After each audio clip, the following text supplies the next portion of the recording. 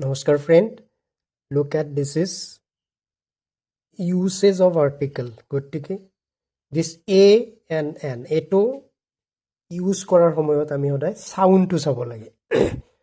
কোনটো সাউণ্ডৰ আগত এইটো আহি আছে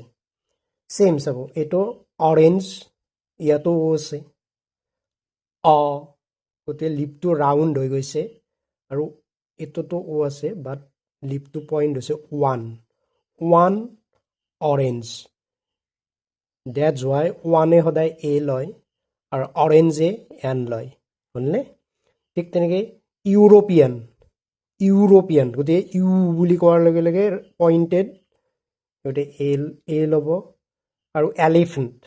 এ বুলি কোৱাৰ লগে লগে লিপটো খোল খাইছে গতিকে এন ল'ব ঠিক তেনেকৈ ইউনিভাৰ্চিটি চ' পইণ্টেড লিপছ এ আমব্ৰেলা চ' ইউ আছে ৰাউণ্ডেড হৈছে আমব্ৰেলাত সেইগতে এন হ'ব ইয়াত এ হৈছে ইউনিভাৰ্চিটিত ইউনিক চ' ভাৱেল আছে বাট চাউণ্ড ইজ কনচনেণ্ট এ হৈছে ঠিক তেনেকৈ আমি যদি আৱাৰ ইয়াত যদিও কনচনেণ্ট আছে ৰাউণ্ডেড হৈছে আৱাৰ সেইগতে এন ল'ব বাট হৰ্চ হাউচ এনেকুৱা হ'লে যদি কনচনেণ্ট চাউণ্ড আহি যায় এ হ'ব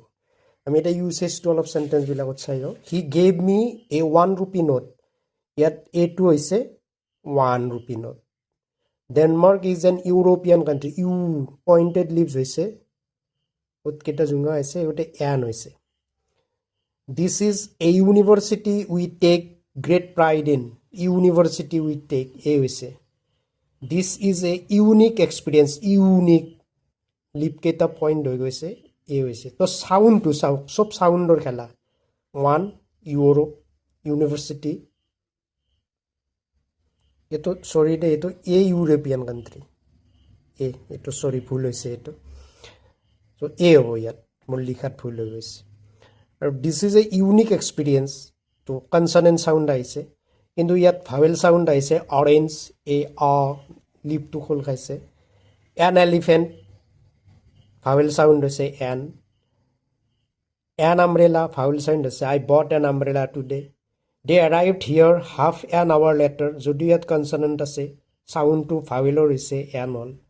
হোৱাট ইজ এ হাউচ যদিও ইয়াত দেখিছে না হাউচটো কনচনেণ্ট চাউণ্ডে হৈছে এ হৈছে চ' এনেকৈ আমি ইউচেজবিলাক কৰিব পাৰোঁ সেই গতিকে কোনোবাই যদি সৰুতে পঢ়াইছিলোঁ যে ভাৱেলৰ আগত এন হয় কনচনেণ্টৰ আগত এ হয় সেইটো কথা নহয় এইটো সদায় চাউণ্ডৰ ওপৰত ডিপেণ্ড কৰে আশা কৰোঁ কথাখিনি ক্লিয়াৰ হৈছে ইউচেজকেইটা ভিডিঅ'টো